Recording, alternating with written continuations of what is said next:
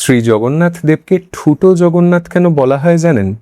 নমস্কার, আমি আরণ্য, আর আপনি দেখছেন রথের পাঁচালী। নীলাদ্রি মহোদয় গ্রন্থে পাওয়া যায় এক রহস্যময় রোমাঞ্চকর কাহিনী। কুরুক্ষেত্রের যুদ্ধ শেষে এক ব্যাধের তীরে বিদ্ধ হয়ে শ্রীকৃষ্ণ নিজের ভৌত শরীর ত্যাগ করেন। ব্যাধ তার সৎকার করে পিণ্ড অর্পণ করেন সমুদ্রে। সেই পিণ্ড ভাসতে ভাসতে এক উজ্জ্বল নীল পাথরে পরিণত হয়। নীল বর্ণ হওয়ায় আর শ্রীকৃষ্ণের অপর নাম মাধব হওয়ায় সেই পাথর পরিচিত হয় নীল মাধব নামে। পুরীর সমুদ্র তীরে নীল মাধবকে আবিষ্কার করে সবর জাতির রাজা বিশ্ব বসু গোপনে তার নিত্য পুজো শুরু করেন। অন্যদিকে অবন্তী রাজ্যের সম্রাট ইন্দ্রদুম্ন তার পুরোহিত বিদ্যাপতিকে নীলমাধবের খোঁজ করতে উড়িষ্যায় পাঠান। সেখানে পৌঁছে তিনি বিশ্ব বসুর আস্থাভাজন হয়ে রাজকন্যা ললিতাকে বিয়ে করেন। বিয়ের পরে সুযোগ বুঝে তিনি শ্বশুরের কাছে নীলমাধব দর্শনের আবদার করে বসেন। তারপরে নীলমাধবের দর্শন পাওয়া মাত্রই তিনি খবর পাঠান ইন্দ্রদুম্নকে। কিন্তু উড়িষ্যায় পৌঁছে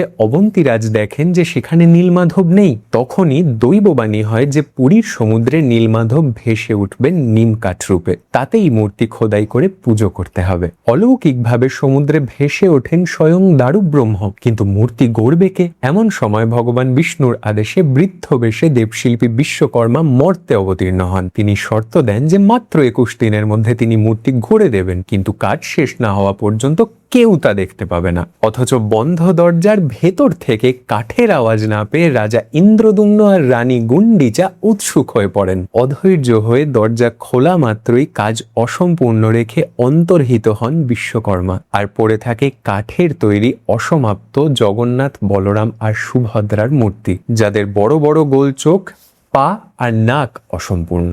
এমন সময় আবারও দৈববাণী হয় যে অসম্পূর্ণ মূর্তিতেই যেন প্রাণ প্রতিষ্ঠা করে পুজো শুরু হয়। পুরীর শ্রী মন্দিরে জগন্নাথ দেবের এহেন অসম্পূর্ণ রূপই ঠুটো জগন্নাথ নামে পরিচিত। এমন আরও অজানা গল্প শুনতে চাইলে ফলো করুন, কারণ টেক্সট বুকে সবটা লেখা থাকে না।